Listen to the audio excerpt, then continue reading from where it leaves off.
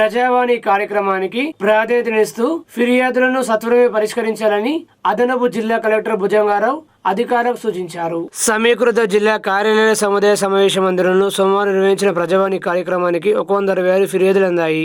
జిల్లాలోని వివిధ ప్రాంతాల నుండి వచ్చిన ఫిర్యాదుదారులు తమ సమస్యలను అదనపు కలెక్టర్ భుజంగారావుతో పాటు trainee collector Suresh, DRO Geetha, నగరపాలక సంస్థ commissioner Dilip Kumar, ZP CEO Sayagoud, DRDO సయానులకు విన్నవిస్తూ అర్జీలు సమర్పించారు. ప్రజావాణి కార్యక్రమంలో వివిధ శాఖల అధికారులు పాల్గొన్నారు.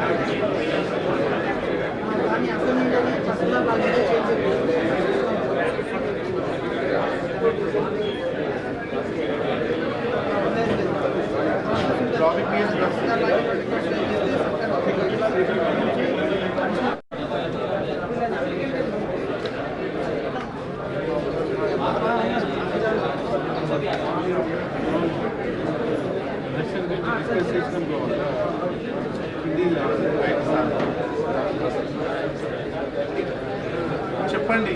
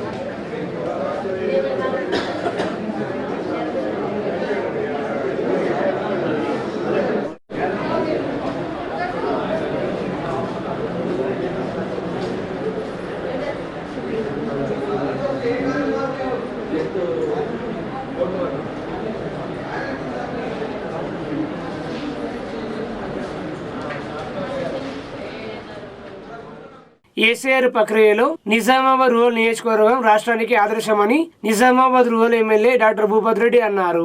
ప్రత్యేక ఓటర్ సవరణ జాబితా ఏసీఆర్ ప్రక్రియలో నిజామాబాద్ రూరల్ నియోజకవర్గం రాష్ట్రంలోని అత్యుత్తమ పనితీరు కనబరిచిందని, ఈ విజయానికి బూత్ లెవెల్ ఏజెంట్లు కాంగ్రెస్ శ్రేణుల కృషి కారణమని Nizamabad rural MLA doctor Bhupath Reddy అన్నారు. సోమవారం డిచ్పల్లి మండలం బర్దీపూర్ శివార్లో నిర్వహించిన నియోజకవర్గ స్థాయి ఏసీఆర్ సమీక్ష సమావేశంలో ఆయన అధ్యక్షత వహించారు. ఈ సమావేశానికి 293 మంది బిఎల్ఏ ఏజెంట్లు హాజరయ్యారు. ఈ సందర్భంగా ఎమ్మెల్యే మాట్లాడుతూ ఎస్ఆర్ ప్రక్రియ ఇక్కడితో ముగియలేదని, తుది ఓటర్ జాబితా వెలువడి వరకు ఒక్క అర్హత కలిగిన ఓటు తొలగిపోకుండా ప్రతి బిఎల్ఏలు అప్రమత్తంగా పనిచేయాలని పిలుపునిచ్చారు. ఇందుకోసం ఎమ్మెల్యే క్యాంపు కార్యాలయంలో ప్రత్యేక హెల్ప్ లైన్, ప్రత్యేక సిబ్బందిని ఏర్పాటు చేసి ప్రతి ఫిర్యాదును వేగంగా పరిష్కరించే విధంగా చర్యలు చేపడతామని వెల్లడించారు. విద్యార్థుల అంశంపై మాట్లాడుతూ బీజేపీ ప్రభుత్వం విద్యార్థుల పట్ల అమానుషంగా వ్యవహరించిందని, ఆ వైఖరికి దేశవ్యాప్తంగా గట్టి గుణపాఠం లభించిందన్నారు. కాంగ్రెస్ అగ్రనేత రాహుల్ గాంధీ విద్యార్థుల గొంతుగా నిలబడి వారి సమస్యలపై పోరాడారని పేర్కొన్నారు. ప్రజాస్వామ్య హక్కులను కాపాడేందుకు దేశ ప్రజలు ఏకమై నిలబడడంతో కేంద్ర ప్రభుత్వం వెనక్కి తగ్గాల్సిన పరిస్థితి ఏర్పడిందని వ్యాఖ్యానించారు. ప్రతిపక్షాలపై విమర్శలు గుప్పిస్తూ కాంగ్రెస్ ప్రభుత్వాన్ని బద్నాం చేయడమే లక్ష్యంగా బీజేపీ, బీఆర్ఎస్ పార్టీలు పనిచేస్తున్నాయని అన్నారు.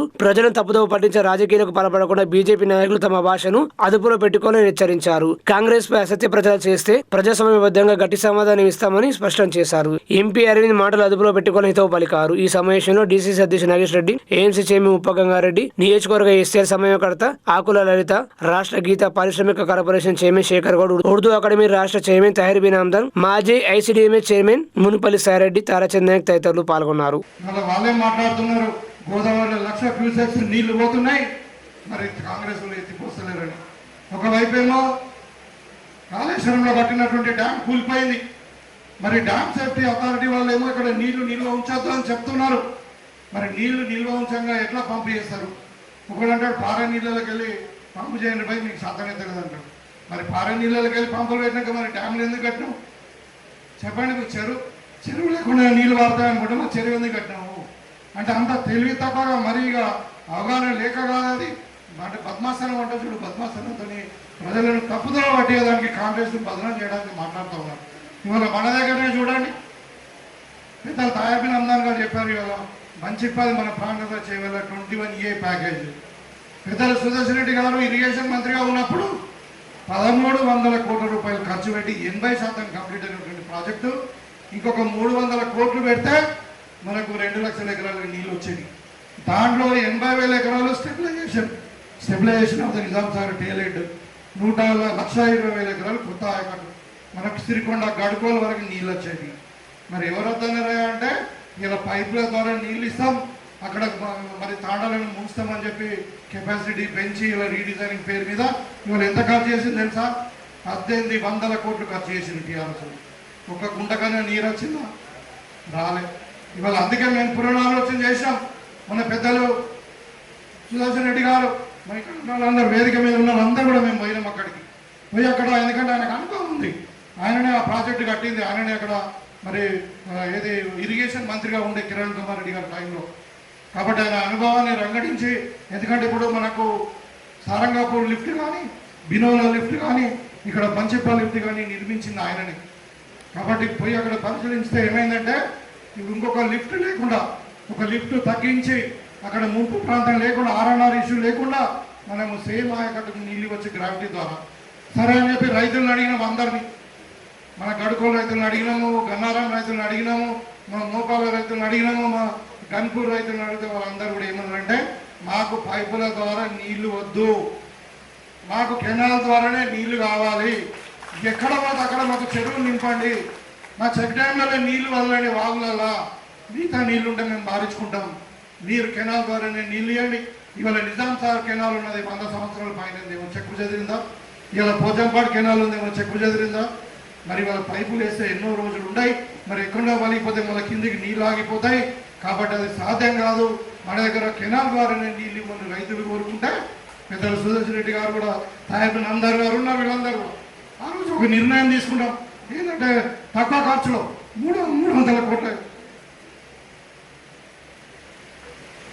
ఎక్కువ ఖర్చు అయితే లేదు, 300 కోట్ల రూపాయలతోనే మనము సాగిన నీరు మొత్తం కూడా 1,20,000 ఎకరాలకు నీళ్ళు వేయగలుగుతున్నాం గ్రావిటీ ద్వారా.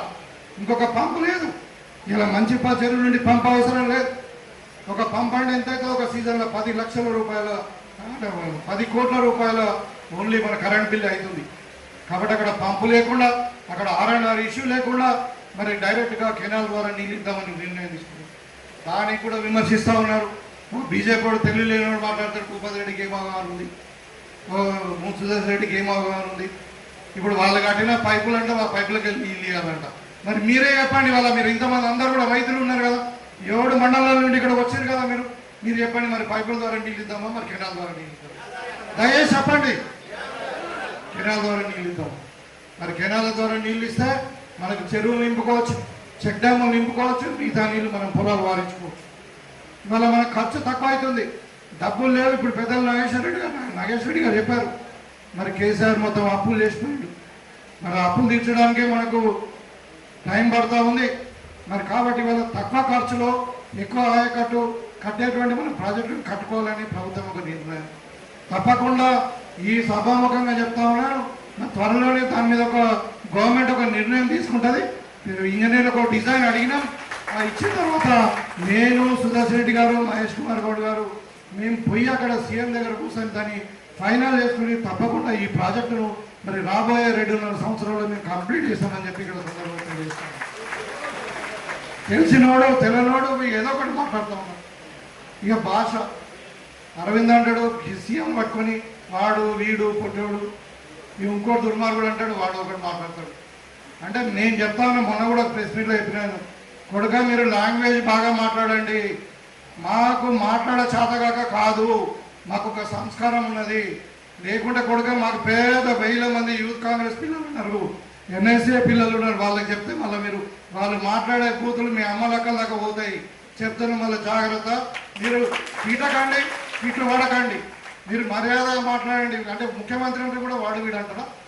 ఇంకేమైనా అక్కలు ఉందా? ఇంకే మీ తల్లిదండ్రులు గదే నేర్పించిన సంస్కారం? బుద్ధి లేని వేదాలు చెప్తున్నా కదా, అంటే సంస్కారం లేదు. కాబట్టి దీన్ని అన్నిటి కూడా ఎందుకు చెప్తున్నా అంటే దీన్ని తిప్పికొట్టాలా మీరు అందరూ.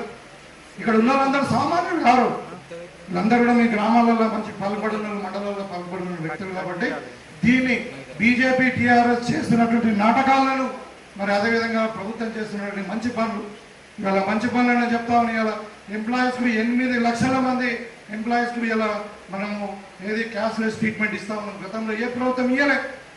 ఇలా సన్న బియ్యం ఇస్తా ఉన్నాము, ఇందిరమ్మ ఇండ్లు ఇస్తా ఉన్నాము, గతంలో ప్రభుత్వంలో లేవు. ఆర్మూరు పట్టణంలోని రైతు వేదికలో విత్తన మేళ నిర్వహించారు. ఎల్నీనో ప్రభావం మరియు తగినంత వర్షపాతం నమోదు కాకపోవడం వల్ల ఈ ఖరీఫ్ సీజన్ లో ఆశించిన స్థాయిలో వరి రేట్లు సాగు కాలేదని వివరించారు. ఈ పరిస్థితిని దృష్టిలో ఉంచుకుని రైతులు ఆరుతడి పంటల సాగు వైపు మళ్లేందుకు అవసరమైన విత్తనాలను అందుబాటులో ఉంచే ఉద్దేశంతో ఈ విత్తన మేళను ఏర్పాటు చేసినట్లు మండల వ్యవసాయ శాఖ అధికారి హరికృష్ణ తెలిపారు. వ్యవసాయ శాఖ ఆధ్వర్యంలో స్థానిక విత్తనాల డీలర్ల సహకారంతో కంది, మినుము, పెసర, వివిధ కూరగాయల విత్తనాలు రైతులకు అందుబాటులో ఉంచడం జరిగిందన్నారు. రైతులు ఈ మేళను సద్వినియోగం చేసుకోవాలన్నారు. ఈ సందర్భంగా అధికారులు రైతులతో ప్రత్యక్షంగా మాట్లాడి ప్రస్తుత పరిస్థితులకు అనుగుణంగా ప్రత్యామ్నాయ పంటల సాగు చేపట్టాలని, అవసరమైన విత్తనాలను సద్వినియోగం చేసుకుని సూచించారు. ఈ విత్తన మేళలో మండల వ్యవసాయ విస్తరణ అధికారులు గమ్య, నిష్కాంత్, గంగాజల, స్థానిక విత్తన డీలర్లు మేర అధిక సంఖ్యలో రైతులు పాల్గొన్నారు.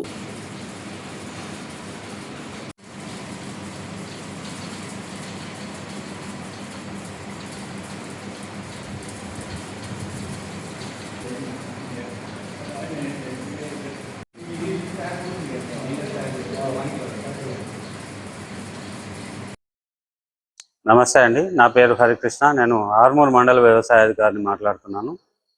మనకు తెలంగాణ ప్రభుత్వం ఇచ్చినటువంటి ఆదేశాల అనుసారం ఈ ఖరీఫ్ సీజన్ అనేది ఎప్పుడు లేని పరిస్థితులు మనం ఎదుర్కోవడం జరుగుతుంది. ఎల్నినో దృష్ట్యా మనకు తక్కువ వర్షపాతం నమోదు కావడం జరిగింది. అయితే మనకు టోటల్ ఆర్మూర్ మండల్లో కనుక చూసుకున్నట్టయితే 25,000 ఎకరాలు అనేది సాగు భూమి ఉన్నది. అందులో 13,000 ఎకరాలు సుమారుగా ఖరీఫ్కి, రబీకి 12,500 నుంచి 13,000 ఎకరాలు వరి అనేది వేయడం జరుగుతుంది. కానీ ఇప్పుడు ఈ 13,000 ఎకరాలలో మనకు సుమారుగా 7,000 ఎకరాలు అనేది నాట్లు పడడం జరిగింది. మిగతా పంటలు ఏవైతున్నాయో అవి నార్లు పోసుకొని రైతులు రెడీగా ఉన్నారు. కాకపోతే లోటు వర్షపాతం చేత కానీ, లేకపోతే భూగర్భ జలాలు అందించడలేకపోవడం కానీ, వర్షపాతం లేకపోవడం వల్ల ఆ నాట్లు అనేది కొద్దిగా వేసుకోవడం అనేది రైతులు సందిగ్ధంలో ఉండడం జరిగింది. వాళ్ళు కనుక ఒకవేళ నీళ్లు కనుక లేకపోతే దయచేసి 6 తడి పంటలకి వెళ్ళవలసిందిగా మేము రైతులను కోరడం జరుగుతుంది. అందులో భాగంగా కందులు కానీ, మినుములు కానీ, పెసర్లు కానీ, మిగతా ఇతర కూరగాయల పంటలు కానీ మేము ఈ కంటింజెన్సీ ప్రణాళిక కింద ఏదైతే ఇస్తున్నామో అది మా రైతు వేదికలో విత్తన మేళా కింద పెట్టడం జరిగింది. అందులో భాగంగా రైతులు వచ్చి వాళ్ళు ఈ ఆల్టర్నేట్ క్రాప్స్ ఏవైతే ఉన్నాయో అవి కొనుక్కుంటే ఈ మనకు 25,000 ఎకరాలు ఏదైతే సాగు లక్ష్యం ఏర్పరచుకున్నామో అది పూర్తయి మనం వరికి బదులుగా ఇతర పంటల్ని మనం చేపట్టిన వాళ్ళం అవుతాం. కాబట్టి ఈ మేళ ఈ 3 రోజులు నిర్వహించడం జరుగుతుంది. ఏడాదిలో 7 టన్నుల గంజాయిని స్వాధీనం చేసుకున్నామని ఈగల్ ఫోర్స్ ఎస్పీ గిరిధర్ వెల్లడించారు. నిజామాబాద్ జిల్లా పోలీస్ కమిషనరేట్ కార్యాలయంలో eagle force SP Giridhar media సమావేశం నిర్వహించి మాట్లాడుతూ గంజాయి డ్రగ్స్ విక్రయాలు మరియు అక్రమ రవాణా అరికట్టేందుకు రాష్ట్ర ఈగల్ ఫోర్స్ పక్కా ప్రణాళికలతో ముందుకు సాగుతుందన్నారు. హైదరాబాద్ తో పాటు దేశవ్యాప్తంగా కొనసాగుతున్న గంజాయి సరఫరా శృంఖలను విచ్ఛిన్నం చేయడానికి కేంద్ర దర్యాప్తు సంస్థలు పొరుగు రాష్ట్రాల పోలీసులతో సమన్వయం చేసుకుంటూ సంయుక్త ఆపరేషన్ నిర్వహిస్తుందన్నారు. గత ఏడాది కాలంలో ఈగల్ ఫోర్స్ వివిధ రాష్ట్ర సరిహద్దులో ప్రత్యేక దాడులు నిర్వహించి దాదాపు 7 టన్నుల గంజాయిని స్వాధీనం చేసుకుందని, అంతేకాకుండా గంజాయి అక్రమ రవాణాలో పాల్గొంటున్న మూటలపై నిఘా పెంచి కేంద్ర సంస్థలు మరియు ఇతర రాష్ట్రాల చట్టములు సంస్థలతో సమన్వయంగా భారీ సంయుక్త ఆపరేషన్ నిర్వహిస్తూ సరఫరా నెట్వర్క్ ను ఛేదించడంపై ప్రత్యేక దృష్టి సారిస్తుందని తెలిపారు. మత్తు పదార్థాల నేరాలకు పాల్పడే వారిపై ఎన్డీపీఎస్ చట్టం ప్రకారం కేసులు నమోదు చేసి చట్టపరమైన చర్యలు తీసుకుని కోర్టు ద్వారా జైలుకు పంపించడం జరుగుతుందని తెలిపారు. Say no to drugs, say yes to life, గంజాయి వద్దు ప్రాణం ముద్దు అనే సందేశాన్ని ప్రతి యువకుడు, ప్రతి కుటుంబం ఆచరణలో పెట్టాలని, మత్తు పదార్థాలకు దూరంగా ఉండి ఆరోగ్యకరమైన బాధ్యతాయుతమైన జీవితాన్ని గడపడం ప్రతి ఒక్కరి బాధ్యతని ఆయన అన్నారు. 7 టన్నుల గాంజా పట్టుకోవడం జరిగింది. కేవలం మే 15 నుండి నిన్నటి వరకు 4,000 కిలోల గాంజా పట్టుకోవడం. అంటే మీరు అర్థం చేసుకోవడం మేము ఇంకా అగ్రెసివ్గా పని చేస్తున్నాము. మూడో విషయం ఏంటంటే మేము ఈ లోకల్ పోలీసు తర్వాత మేము ఏదైతే బాధ్యతలు నిర్వర్తించడంతో పాటుగా పక్క రాష్ట్రాల పోలీసు అధికారులతో కూడా మేము వర్క్ చేస్తున్నాం. దానిలో భాగంగా రాంచీలో 500 ఎన్సీబీతో సంయుక్త ఆపరేషన్లో 500 కిలోలు గాంజా పడుతున్నాం. ఒడిశా రాష్ట్రంలో కోరాపుట్ పోలీసులతో సమన్వయంతో 500 కిలోలు. తర్వాత ఛత్తీస్గఢ్ సరిహద్దు భాగంలో రాయ్పూర్ ఛత్తీస్గఢ్ సరిహద్దు సంఘంలో దాదాపు 500 కిలోల గాంజా పట్టుకోవడం జరిగింది. అంతేకాకుండా మహారాష్ట్రలో కూడా 500 కిలోలు గాంజా పట్టుకుని ఆయా రాష్ట్రాల పోలీసు స్టేషన్లకు అప్పయ్యబడింది. ఇక మేము లోకల్ పరిస్థితిలోకి వస్తే మనం ముఖ్యంగా 2 సమస్యలతో సతమతమవుతున్నాం అవుతుండే వాళ్ళం. ఒకటి ఏంటంటే లోకల్ ఈ ఒడిశా నుండి ఒక 9 మార్గాల ద్వారా మనకు గాంజా వస్తుంది. అదొకటి ప్రివెంట్ చేసుకోవాలి. ఆ గాంజా వచ్చిన దాన్ని పెడ్లర్స్ లోకల్ మార్కెట్లోకి లోకల్ కన్జ్యూమర్స్ దగ్గరికి చేరవేసే ప్రయత్నం అదొకటి. మూడవ విషయం ఏంటంటే గోవా, బెంగళూరు, మహారాష్ట్ర, ఢిల్లీ, రాజస్థాన్ ఈ ప్రాంతాల నుండి మనకు సింథటిక్ డ్రగ్స్, అదేకాకుండా హ్యాష్ ఆయిల్, తర్వాత ఓపియం లాంటి డ్రగ్స్ కూడా వచ్చేది. వీటిని కూడా నిరోధించడానికి మనం ప్రయత్నాలు చేసి సక్సెస్ అయ్యామని చెప్తున్నాం. ఇంకా చాక్లెట్ రూపంలో వచ్చే గాంజాను కూడా మనం నిరోధించలేదు. బెంగళూరు నుండి వచ్చే మెథాంఫెటమిన్ లాంటి మెత్ అంటారు కానీ ఎండిఎంఏ లాంటి సింథటిక్ డ్రగ్స్ రవాణా కూడా మనం చాలా గట్టిగా నిరోధించాలి. 52 మంది నైజీరియన్స్ పట్టుకొని వాళ్ళను డిపోర్ట్ చేయడం జరిగింది. అంటే డిపోర్ట్ చేయడం అంటే వాళ్ళ ఇమిగ్రేషన్ అధికారులతో మాట్లాడి మన ఇమిగ్రేషన్ అధికారులతో మాట్లాడి వాళ్ళ యొక్క పాస్పోర్ట్ అన్ని సీజ్ చేసుకొని కోర్టు ద్వారా మనం ఎక్కడి నుండి వచ్చారో అక్కడికి పంపించడం జరుగుతుంది. ఒకసారి డిపోర్ట్ అయిన వ్యక్తి మళ్ళీ మన దేశంలోకి అడుగుపెట్టడానికి వీలు ఉంది. అంతేకాకుండా ఇతర దేశాలు కూడా అతన్ని ట్రాక్ రికార్డ్ నుంచి వాళ్ళ దేశాలు కూడా రానివ్వకుండా ఇటువంటి చేయడం జరిగింది. గోవాలో కూడా ప్రత్యేకంగా మా డైరెక్టర్ సార్ పర్సనల్గా ముంబై గోవాలో కూడా ఈ సింథటిక్ డ్రగ్స్ యొక్క పెన్నును విచ్ఛిన్నం చేయడం జరిగింది. అందులో కూడా దాదాపు 16 మంది అక్యూజ్లు పట్టుకొని అరెస్ట్ చేయడం జరిగింది. ఇట్లా అనేక రకాలుగా పనిచేస్తున్నాం. అంతేకాకుండా 36 డిఅడిక్షన్ సెంటర్స్ ఉన్నాయి. మనకి 36 డిఅడిక్షన్ సెంటర్స్ అధికారులతో వాళ్ళ యాజమాన్యాలతో మనం మాట్లాడడం, డాక్టర్లతో, కౌన్సిలర్తో, సైకాలజిస్టులతో మాట్లాడడం, పట్టుబడ్డ కన్జ్యూమర్స్కు మంచి ట్రీట్మెంట్ ప్రొవైడ్ చేసి వాళ్ళ జీవితంలో మళ్ళీ డ్రగ్స్ జోలికి వెళ్లకుండా మనం సంపూర్ణ ఆరోగ్యవంతులు తయారు చేసి సమాజానికి మళ్ళీ తిరిగి అప్పయ్యవచ్చు. ఈ కార్యక్రమం కూడా చాలా సక్సెస్ అవుతుంది. ఎందుకంటే మాకు 1908 నంబర్ ద్వారా వస్తుంది. ముఖ్యంగా దీనిలో ఈ 1908 నంబర్ యొక్క ప్రాధాన్యత ఏంటంటే అని తెలియదు అనుకున్న వ్యక్తులు ఈ నంబర్ను వాడతారు. వీళ్ళు ఏం చేస్తారంటే తమ సమాజం యొక్క బాధ్యత ఎదిగిన వాళ్ళైనా కానీ లేకపోతే లేదా ఎటువంటి డ్రగ్ మాఫియా సిండికేట్ల వల్ల సమాజం పాడవుతుందనే ఒక బాధ్యతతో ఆలోచించే వ్యక్తులు కానీ 1908 ద్వారా మాకు సమాచారం ఇస్తుంది. నార్కోటిక్స్ కోఆర్డినేషన్ సెంటర్లో మేము కూర్చున్నప్పుడు ఒక 3 వ్యక్తులు వచ్చారు. వాళ్ళ కంటిన్యూ వాళ్ళు మన సోనాటం మరియు ఇన్స్పెక్టర్ ఆధ్వర్యంలో వాళ్ళను డిఅడిక్షన్ సెంటర్లో అడ్మిట్ చేసి వాళ్ళ ఆరోగ్యాలు కంప్లీట్గా పూర్తయ్యే వరకు వీళ్ళు అండగా నిలవాలి. అందులో ఒక ఫిజియోథెరపిస్ట్ ఆయన ఫోటో డ్రగ్స్ తీసుకునేటప్పుడు డ్రగ్స్ తీసుకున్న తర్వాత అలానే చూపెట్టాడు. సార్ నేను బాగుపడ్డా, నా శరీరం నుండి ఇంత ముందు తర్వాత నేను మంచిగా అయిన తర్వాత ఎంతో ఆరోగ్యవంతంగా. అట్లా వీళ్ళు దాదాపు 95 మంది కన్జ్యూమర్స్ పట్టుకోవడం జరిగింది. వాళ్ళందరికీ ట్రీట్మెంట్ ఇస్తే నాకు 80% రిజల్ట్ వచ్చిందని మాకు. అయితే ఈ సంవత్సరం 95% టార్గెట్ వచ్చి కన్జ్యూమర్స్ సంపూర్ణ ఆరోగ్యవంతులు చేసి సమాజంలో వాళ్ళని తిరిగి ప్రవేశపెట్టాలని ఒక టార్గెట్, ఒక లక్ష్యంతో పనిచేస్తుంది. ఆర్మూరు పట్టణంలోని సబ్ కలెక్టర్ కార్యాలయంలో ప్రజావాణి కార్యక్రమాన్ని నిర్వహించారు. సోమవారం సబ్ కలెక్టర్ కార్యాలయం నిర్వహించిన ప్రజావానికి 6 ఫిర్యాదులు అందాయి. వివిధ ప్రాంతాల విచ్చేసిన ఫిర్యాదులు తమ సమస్యలను సబ్ కలెక్టర్ అభిజ్ఞాన్ మాల్వియా దృష్టికి తీసుకొచ్చారు. రెవెన్యూ శాఖకు సంబంధించి 4 ఫిర్యాదులు, సబ్ కలెక్టర్ కు సంబంధించి 1, మున్సిపల్ శాఖకు సంబంధించి 1 ఫిర్యాదు వచ్చాయని సబ్ కలెక్టర్ అభిజ్ఞాన్ మాల్వియా తెలిపారు. ఈ ఫిర్యాదులను త్వరితగతిన పరిష్కరించాలని సంబంధిత అధికారులను సబ్ కలెక్టర్ ఆదేశించారు.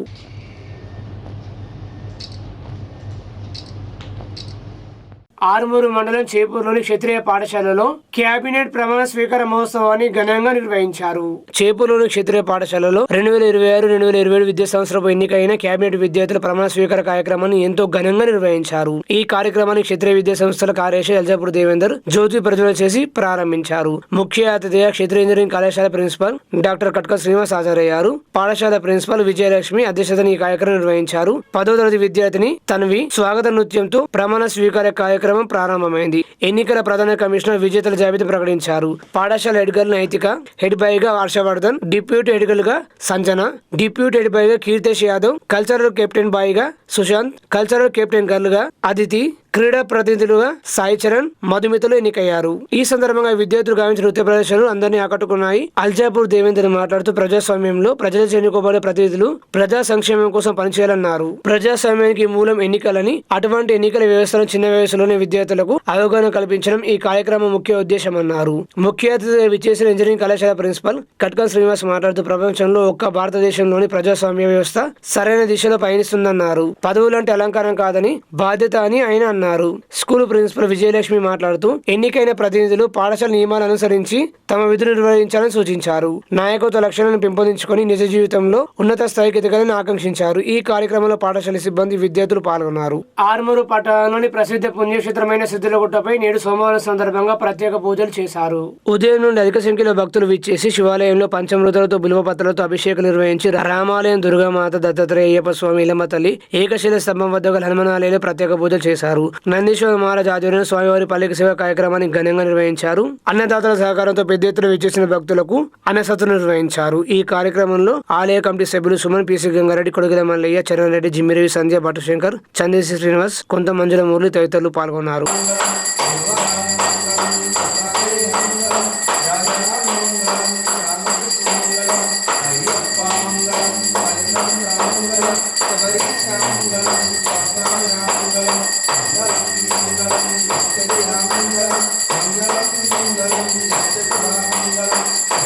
ఐశ్వర్యాభివృద్ధ్యర్థం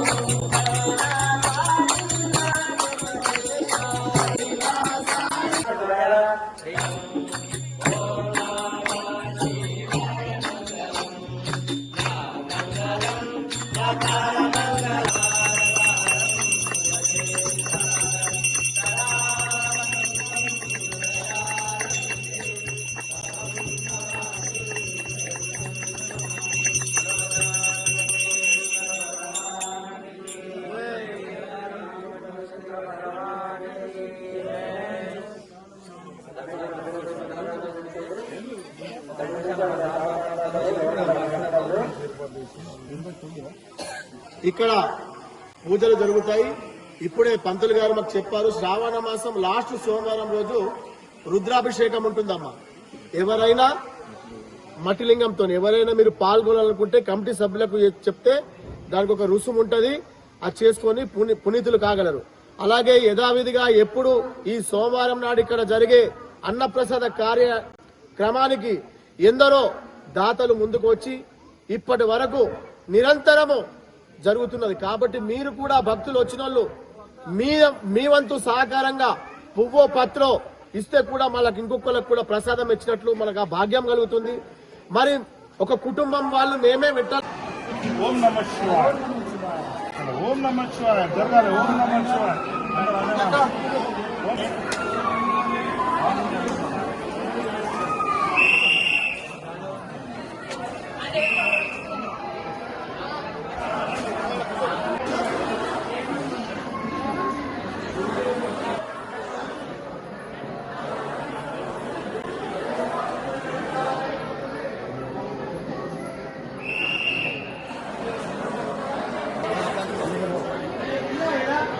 అందరం నుంచి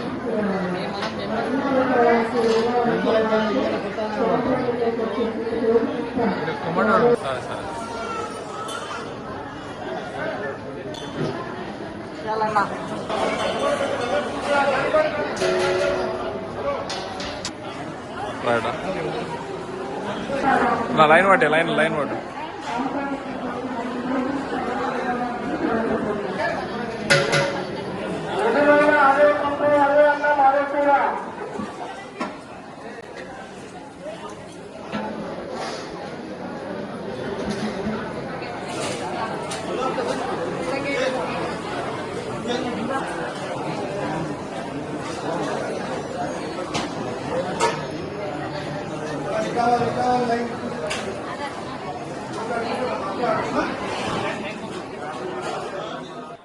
ఆర్మూరు పట్టణంలోని శ్రీ భాషిత పాఠశాల 7వ తరగతి విద్యార్థిని రిషిక యాదాద్రిలో నిర్వహించిన శ్రీ లక్ష్మీనరసింహస్వామికి సంగీత నృత్య నీరాజనం కార్యక్రమంలో పాల్గొని ప్రతిభ చాటింది.